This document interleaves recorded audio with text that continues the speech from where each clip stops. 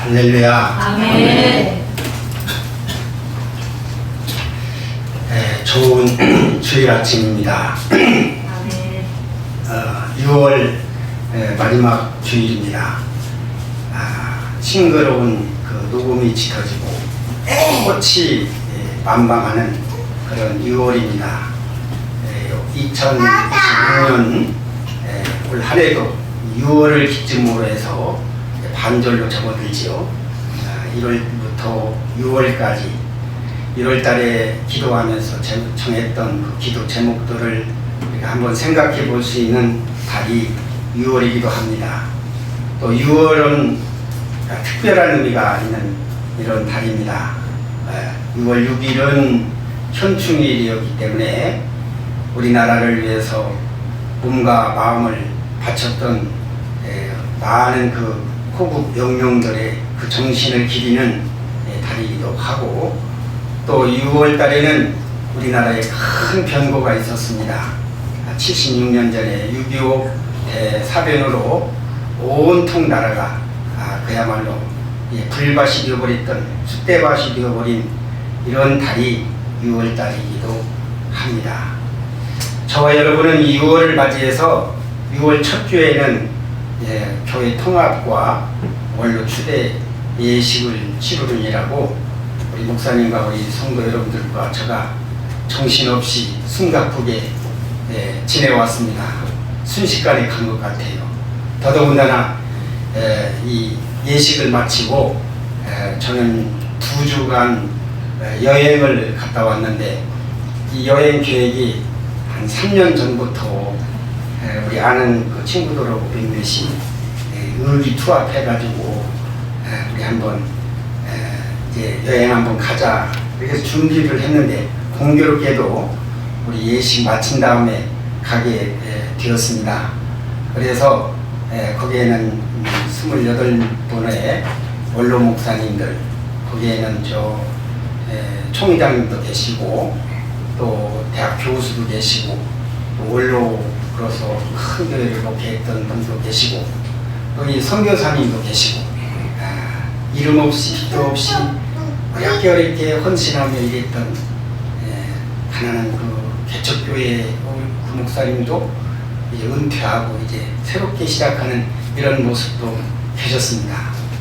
저도 그 중에 하나가 끼어서 같이 이렇게 2주 동안 다니면서 많은 이야기를 나눴고 사진도 많이 찍었고 또 이야기를 나누는 중에 많은 은혜를 받았습니다. 특별히 이제 우리가 여행한 지역이 코카스 산국이라고 해서 유럽과 아시아가 만나는 교차하는 지역입니다. 바쿠로 들어가서, 바쿠는 아제르바이잔 수도였는데 거기에서 또 조지아를 거쳐서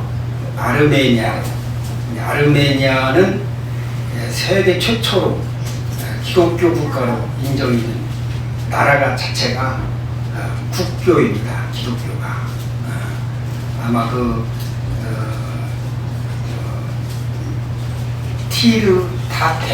티르타테로라는 이런 황제가 있었는데, 이 사람이 우리 기독교를 많이 핍박을 했어요.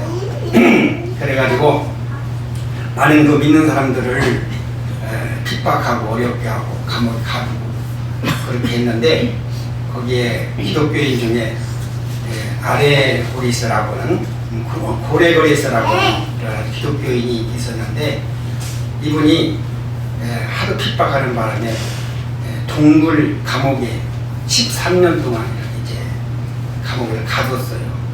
그런데 어느 날 그 황제가 병이 걸렸습니다. 이름 모를 육체적 질병과 정신적 질병에 걸려가지고 다 죽을 지경이 있는데, 왕의 누이가 계시를 받아가지고 왕을 살릴 수 있는 분은 그 그레고리스 이분밖에 없다. 그래서 그분을 만나가지고 이분이 왕의 병을 치료를 해줬어요. 그래서 이 황제가 치료를 받고 4세기 초쯤 AD 301년 이 나라 자체를 황제가 개종을 해가지고 아주 기독교로 국교화한 것이 세계 최초의 기독교 국가라고 그런 것입니다. 이 아르메니아를 가니까 뒤에 앞에 그 아라랏산이 있어요. 아라랏산은 성경에 여러분들 잘 아시다시피 노아가 홍수가 끝난 곳에 땅에 처음 닿았던 그 산이 아라랏산입니다. 그래서 이 사람들은 아라랏산을 이렇게 바라보면서 살아요. 자기 나라에 아라랏산이 있는 게 아니고 트리키에가 아라랏산이 있는데 그 산을 바라보면서 살고 있는 후손들이 아르메니아 사람들이더라고요. 그래서 이 여행들을 하면서 가보야 듣는 거고 가서 보는 거 달라요. 가보면 뭔가 새롭게 은혜가 되어지는 이런 여행이었습니다. 여행 얘기를 하려면 한없는 얘기가 되는 건데 오늘 그 얘기를 하려고 하는 것이 아니라 제가 이렇게 여행을 하면서 보면 산에 들에 그리고 넓은 평지에 아름다운 그런 광경도 너무나도 많이 있었습니다. 그리고 그곳에 푸른 초원도 있었고 또 짙은 녹음도 있었고 그리고 화려하게 피어있는 꽃들도 있었고 꽃을 보니까 여러분들 꽃 다 좋아하지요? 네. 저도 꽃 되게 좋아합니다. 꽃 좋아하지 않는 사람이 어디 있어요? 제가 군대 생활할 때 군대 처음 가가지고 이제 그 1등병으로 갔는데 이제 제가 신학교 나왔다 보니까 그 주임 상사가 나오라고 해서 기도 한번 해보라고 하더라고요. 그래서 기도를 했더니 저를 군중병으로 그래서 가서 보니까 교회는 있는데 그 남자들만 있는 그 군대에 그리고 이제 목사님도 멀리 떨어져 있어요. 소속은 있지만 교회에 목사님도 안 계셔. 그리고 이제 제가 이제 신학교 졸업하고 가니까 전도사지요. 근데 누가 인도할 사람도 없고 그러니까 저한테 교회를 맡겨가지고 그래가지고 교회를 하게 되는데 교회에 가보니까 확 막혀. 그래서 근데 옆에 보니까 그 부대 울타리에 보니까 6월달인데 그때 장미가 어떻게 이쁘게 펴 있는지. 그래서 장미를 막 칼로 이렇게 뜯어와가지고 강대상에다 장미를 막 꽂아놨어요. 그랬더니 강대상이 환하게 비치는 것 같아요. 꽃의 위력이 대단하다 이런 생각을 그때 했습니다. 아름다운 장미꽃 피어있는 이런 모습을 보면서 그때 참 좋다 이런 생각을 했는데 우리나라에 유명한 시인이 있습니다. 제가 이 설교 물섬을 목사님이 준비하라고 해서 무슨 본문을 정할까 하다가 생각하니까 김소월의 시가 있는데 김소월의 여러분들 유명한 시 있죠. 산유화라고. 이 산유화의 가사가 이렇게 되어 있습니다. 이 산에는 꽃이 피네 가을봄 여름 없이 꽃이 피네 산에 피는 꽃은 저만치 혼자서 피어있네 산에서 우는 작은 새여 꽃이 좋아 산에서 사느라네 산에는 꽃이 지네 가을봄 여름 없이 꽃이 지네. 잘 아는 노래도 많이 듣고 많이 들은 시죠. 네. 좋은 그런 시입니다. 이 시는 이 꽃은 우리 인생을 비유하기도 하고 인생을 노래한다고도 합니다. 그래서 누구나 여러분들이나 저나 꽃이 피는 그런 인생입니다. 우리 인생은 꽃이 피는 거예요. 그런데 이 시를 보니까 꽃이 피네로 시작해서 마지막 판은 꽃이 지네 이렇게 돼 있어요. 그래서 인생은 꽃이 피었다가 꽃이 진다. 저도 이렇게 보니까 이제 은퇴하고 나니까 꽃이 피는 시대가 아니라 꽃이 지는 시대가 되었다. 이런 생각을 했습니다. 근데 꽃이 피는 것도 중요하지만 꽃이 지는 것도 더 중요한 거예요. 어떻게 꽃이 지느냐. 이 시를 읽다가 그 김소월에 대한 얘기를 이제 저 뭡니까 이제 저 인터넷에서 찾아보니까 근데 32살에 이 사람이 자살했대요. 그래서 야, 마음속에 그런 생각이 들었어요. 뭐 이 전해오는 그런 여러 가지 이 얘기가 있습니다. 뭐 피 때문에 그랬다든지 뭐 일제에 너무 탄압이 심해가지고 그래가지고 그냥 자살했다고 하는 얘기도 있고 그런데 이렇게 아름다운 시를 지어서 사람들의 마음을 즐겁게 했던 시인이 왜 자살했을까 이런 생각을 해봤어요.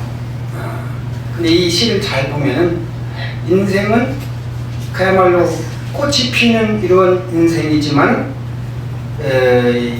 이 각자의 삶을 살아가는 이런 삶 속에서 홀로 피어있는 꽃, 외로운 존재, 고독한 존재 이런 것을 노래하는 것이 아닌가.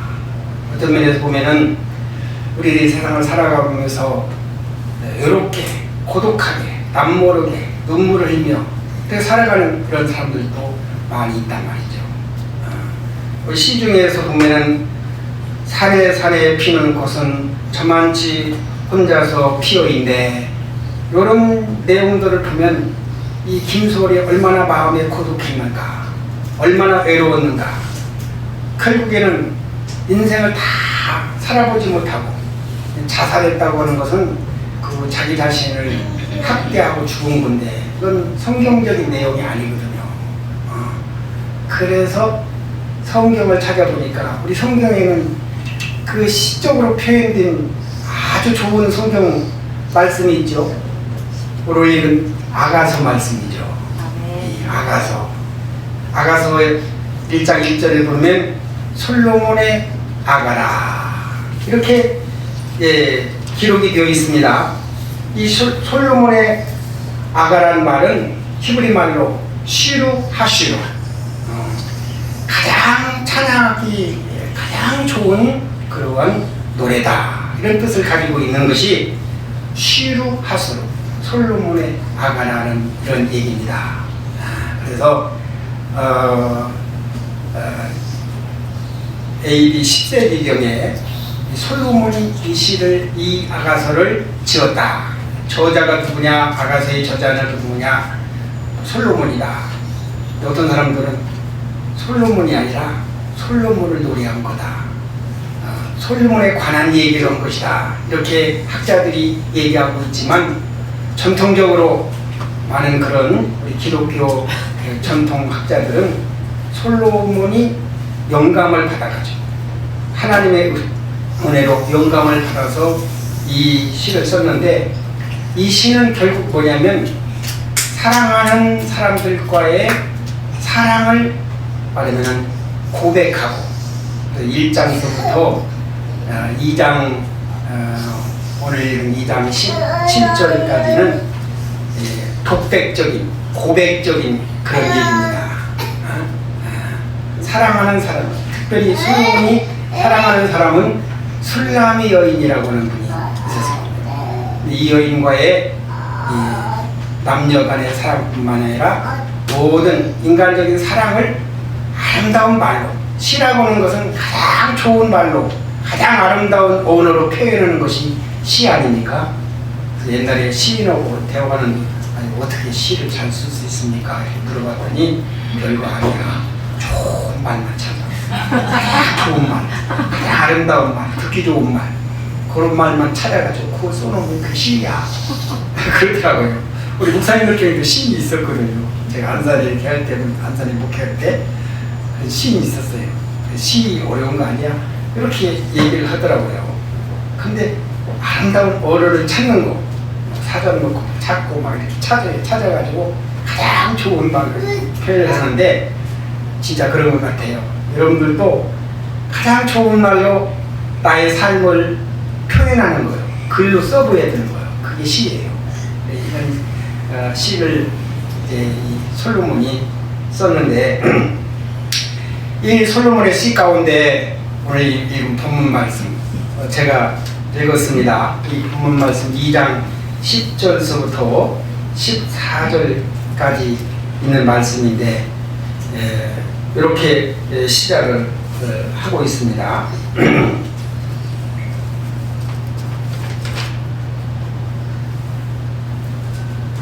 나의 사랑하는 자가 내게 말하며 이르기를 나의 사랑 내 어여쁜 자야 일어나서 함께 가자.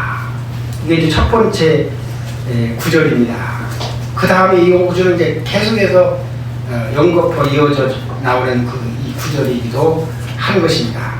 그래서 사랑하는 사람을 연상을 하고 생각하고 또 함께 일어나라, 함께 가자 초청하는 이런 내용입니다.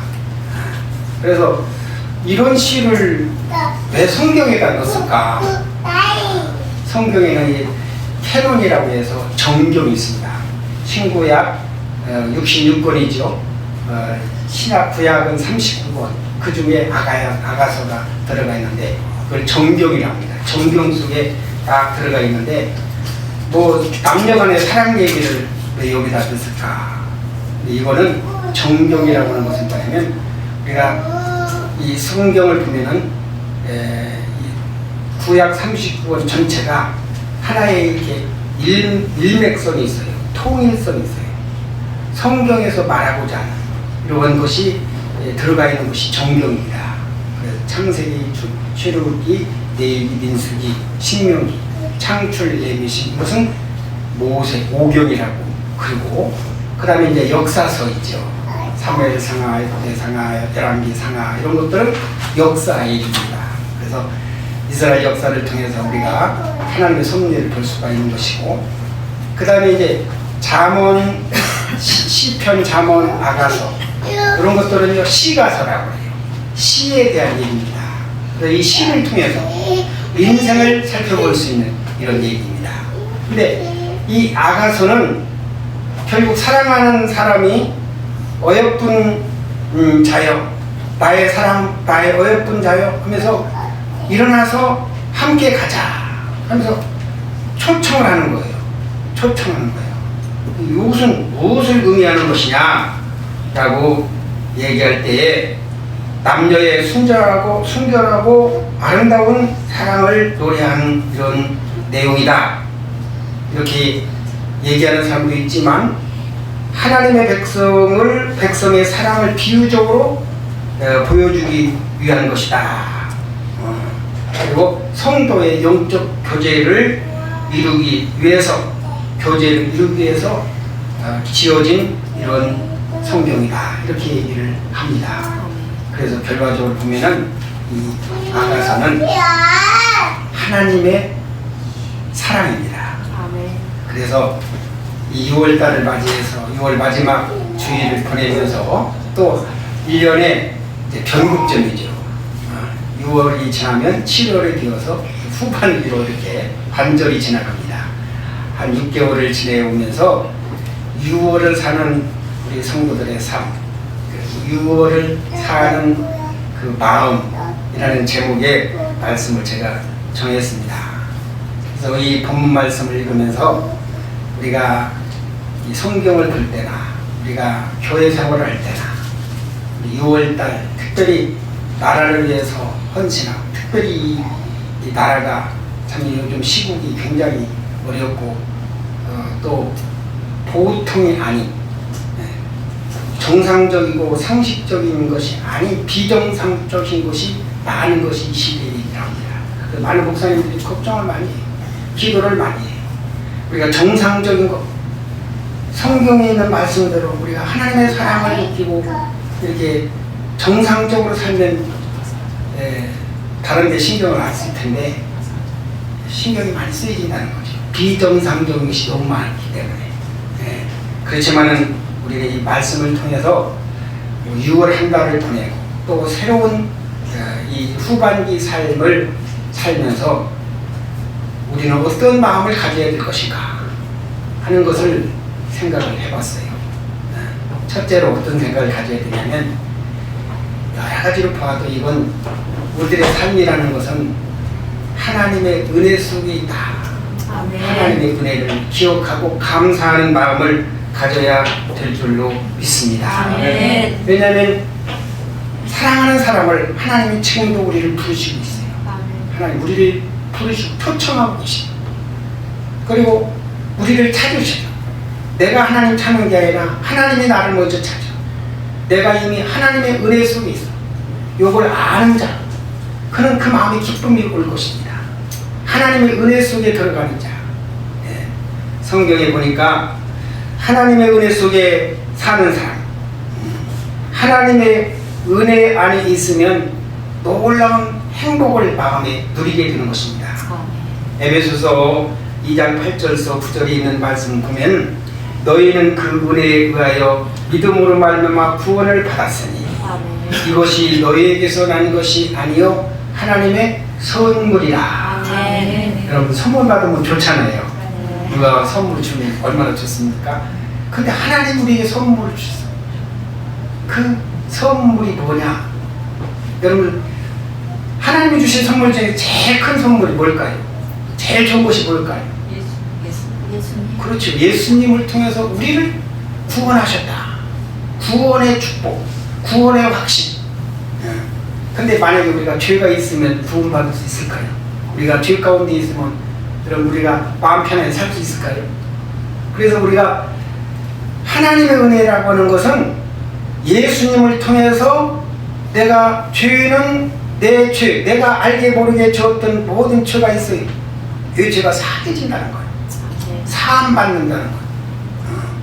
허물이 있고 주홍같이 붉고 그야말로 정말로 진홍같이 그 붉은 죄라도 흰 양털같이 흰 눈같이 깨끗하게 하실 것이라고 하는 이 주님의 이 말씀, 이게 예수님의 은혜를 통해서. 그래서 로마서 5장 1절에서 2절에 있는 말씀 보면 우리가 믿음으로 의롭다 하심을 받았으니 우리 주 예수 그리스도로 말미암아 하나님과 화평을 누리자. 아멘. 그래서 은혜 안에 있는 사람들이 제일 큰 행복은 뭐냐면 죄사함 받고 구원받는 거예요. 아멘. 구원의 축복. 구원. 이 구원이 얼마나 큰 건지. 이거 이제 우리 이걸 잘 모르고 이제 사는 사람들도 있지만 가만히 보면 구원의 축복이 굉장히 큰 거다. 나는 누가 뭐래도 하나님의 자녀야. 어떤 사람이 나를 어렵게 해도 나는 넘어지지 않아. 성경에 그런 거 있잖아요. 어떤 것도 너를 하나님의 위협에서 하나님의 사랑에서 너를 끊을 수 있겠느냐. 로마서 8장에 그런 말씀도 많이 나오지 않습니까? 위험도 칼도 아무것도 너를 해할 수가 없어. 하나님의 사랑에서 끊을 수 없는, 하나님과 화평을 누릴 수 있는, 하나님과 함께 할 수 있는. 그래서 은혜 속에 있는 사람들은요 하나님이 더 함께 하시는 거예요. 유명한 도보트세이라는 신학자가 있어요. 하나님이 어디 계십니까? 이렇게 물어보면은 이렇게 얘기를 합니다. 제가 몇 번 우리 성도들한테 얘기를 했습니다. 하나님도 코앞에 계시다. 코앞에 계시오. 자기 뼈머리를 딱 제면 코앞에 하나님이 계시는 거예요. 이렇게 얘기하는 이런 글도 읽어본 적이 있습니다. 하나님 우리 앞에 있어요. 함께 하세요. 우리를 도우셔요. 우리를 구원하셔요. 죄를 가지고 있으면 여러분 죄 져보세요. 죄 지는 사람은요 첫째 마음이 복잡합니다. 심란해요. 모든 게 편치 않아요.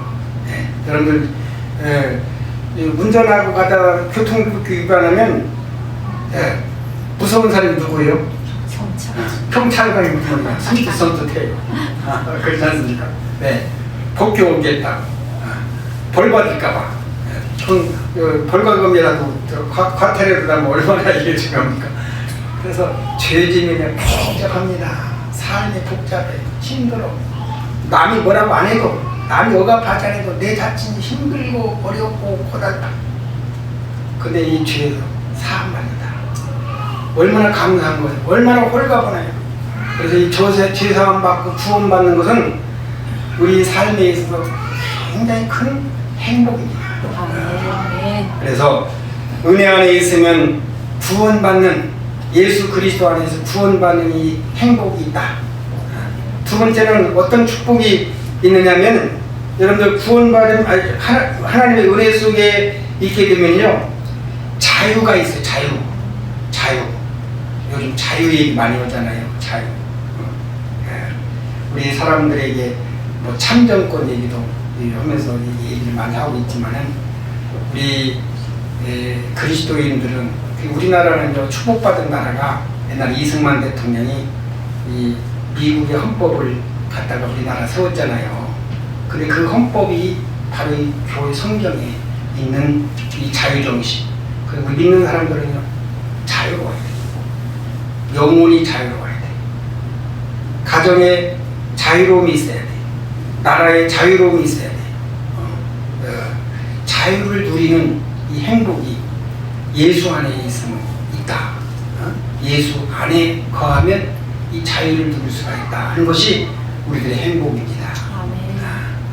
그리고 이 성경에 보니까 예수 은혜 안에 있으면 이 평안이 온다는 거예요. 평안의 복이 우리한테 오게 된다. 자유, 구, 평안, 비슷한 얘기인 것 같기도 하지만 우리들이 누리는 축복입니다. 그리고 이제 소망이 있는 거예요. 예수 그리스도 안에 있으면 새로운 소망을 가지게 된 것입니다. 베드로전서 1장 3절에서 4절 말씀, 제가 평상시에 많이 읽은 이런 말씀인데, 우리 주 예수 그리스도 안에서 하나님께 찬송하리로다.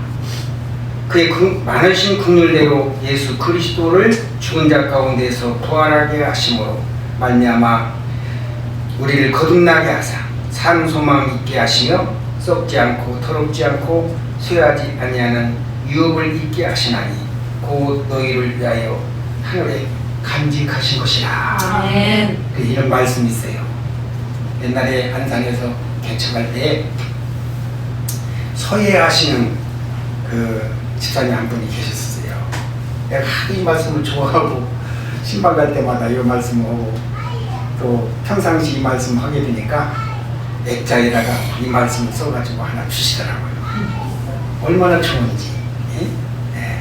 우리를 썩지 않게 하고 더럽지 않게 하고 쇠하지 않은 기업을 있게 하시나니. 이게 우리들의 소망입니다. 우리의 삶입니다.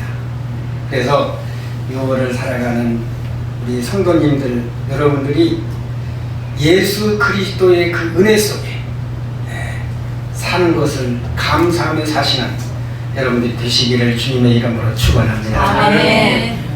크게 또 두 번째로 우리가 이 성경에 보니까 초청할 때 일어나 그래서 일어나 함께 가자. 우리 신앙은 이건 말하면 명상하고 묵상하는 데 그치지 않습니다. 신앙은 과거 것이 아니에요. 실제 현실입니다. 지금 우리가 여러분들이 살고 있는 삶의 현장에서 어떤 문제에 이렇게 부딪혀 있을 때 이런 게 주침이 돼가지고 죄악이 어두움의 권세가 흑암의 권세가 우리를 막 얽어 쌌을 때 이걸 깨트려버리고 이걸 부숴버리고 일어나는 것. 첫 번째 것이 바로 예수 안에서 그 은혜를 힘있게 된다면 두 번째 일어나야 되는 거예요. 활동해야 돼요. 움직여야 되는 거예요. 일해야 되는 것입니다. 이것이 오늘 두 번째 우리에게 주는 말씀입니다. 깨어 일어나는 마음으로 살아가자. 그리고 함께 일어나자. 이런 말씀을 드리고 싶습니다. 혹시 낙심 가운데, 절망 가운데 오늘 현대인들이 제일 그 무거운 것이 낙심과 절망이랍니다. 조용기 목사님이 설교하면서 큰 집에 불이 났는데 불이 나가지고 타는 불에 타서 죽는 사람보다도 불이 나서 나오는 연기로 죽는 사람이 더 많답니다. 훨씬 많답니다. 이 연기와 같은 것이 뭐냐면 우리 사람들에게 일어나는 낙심과 절망이라는 것입니다. 낙심과 마음에 눈에 보이지 않지만 이 낙심 속에 있어요. 절망 속에 있어요. 좌절 속에 있어요. 그런 것이 우리를 어렵게 만듭니다. 이걸 이겨내야 되는 거예요. 낙심, 절망, 근심, 걱정 이런 것들은 우리 믿는 사람들의 근물이다. 하지 말, 그런 거 하지 말아야 돼. 낙심하지 말고 절망하지 말고 절대로 어떤 일이 있어도 금성철벽이 우리 앞에 있어도 낙심하지 말고 일어나라. 우리 말씀 하나님께서 이렇게 말씀하시니까. 또 여러분들 이제 우리 삶 속에 우리 자녀들이나 우리 성도들한테도 얘가 얘기했지만 게으름에서 일어나라. 절대 게으르지 말고 열심히 풀고 주를 섬겨라. 아멘. 그런 말씀 있잖아요. 그래서 게으르지 마라. 게으름에서 일어나라. 아멘. 무관심에서 일어나라. 아멘. 게으름과 무관심, 또 분열과 갈등 이런 데서 우리는 일어나야 될 줄로 믿습니다. 아멘. 성경에 일어나라고 하는 말씀이 제일 대표적인 말씀 이사야 60장 1절 말씀이에요. 일어나라, 일어나라, 빛을 발하라 이렇게 얘기해요. 아멘. 우리는 일어나서 빛을 발할 수가 있어요. 왜? 내 안에 예수님이 계시고 하나님이 함께 계시기 때문입니다. 아멘. 오늘 나아가서 2장 10절 말씀에는 일어나서 함께 가자. 위대한 초청입니다. 우리는 우리 주님께서 우리 하나님께서 함께 하신다는 사실, 이 사실을 잊지 말아야 되겠습니다. 아멘. 미가서 2장에 있는 말씀을 보면요, 일어나서 너는 빨리 떠나라. 일어나 떠날지어다 이렇게 얘기했습니다. 어디를 떠나느냐? 죄악된 자리, 잘못된 곳, 타락하는 곳, 그 속에 있으면 멸망할 수밖에 없는 이런 자리에서는 빨리 떠나라. 일어나 떠나라. 이렇게 얘기를 하고 있습니다. 사도행전에 가보니까 제자들한테는 일어나서 가서 내 얘기를 해라. 복음을 전하라고 얘기를 하고 있고요. 마태복음 9장 6절에 보니까 침상을 들고 일어나 침상을 들고 가라. 이렇게 예수님이 말씀하신 것도 있습니다. 오늘 우리 신앙은 생각하는 것만으로 그치는 게 아니고 명상과 묵상으로만 있는 게 아니고 기도하는 것만으로 있는 게 아니라 움직이는 것입니다. 일어나는 것입니다. 함께 활동하는 것. 여러분들 6월을 보내면서 활동적이고 긍정적이고 함께 일할 수 있는 저와 여러분이 될 수 있기를 주님의 이름으로 간절히 바랍니다. 아멘. 마지막 세 번째로는 미래를 늘 바라보면서 소망을 갖는 거예요. 새 시대를 바라보고 7월부터 12월까지 올 한 해 동안도 6개월을 지금 남았습니다. 그날을 잘 우리가 생각하면서 힘있게 소망을 가지고 살아가는 우리 성도들, 우리 그리스도인들은 미래의 것도 중요하지만은 미래만 바라보고, 과거의 것도 중요하지만 과거만 바라보는 게 아니라 미래를 내다보고 앞날을 내다보고 5분 후에 앞에 것을 알면 그 인생은 뭔가 달라지는 것입니다. 여러분들이 5년, 10년 앞날을 내다보면서 열심히 살아가다 보면 하나님께서 생각한 대로 믿음대로 다 이루어 줄 줄로 믿습니다. 아멘. 이렇게 살아가는 거, 이렇게 살아가는 거. 예수 그리스도의 은혜 속에서 우리의 정체성을 확립하고 내가 자유를 누리고 구원을 받고 또 평안한 그런 마음과 행복을 누리는 이런 삶, 그리고 지금 활동할 수 있는 것, 미래의 소망을 가지는 것, 이런 거 따지고 보면 모든 것이 하나님의 은혜다, 이런 생각이 듭니다. 그 유명한 그 복음성가 있어요. 내가 누려왔던 모든 것이, 내가 지나왔던 모든 시간이 내가 걸어왔던 모든 순간이 당연한 것이 아니라 은혜였어. 아멘. 오늘 설교 결론 말씀으로 또 찬송을 한번 부르고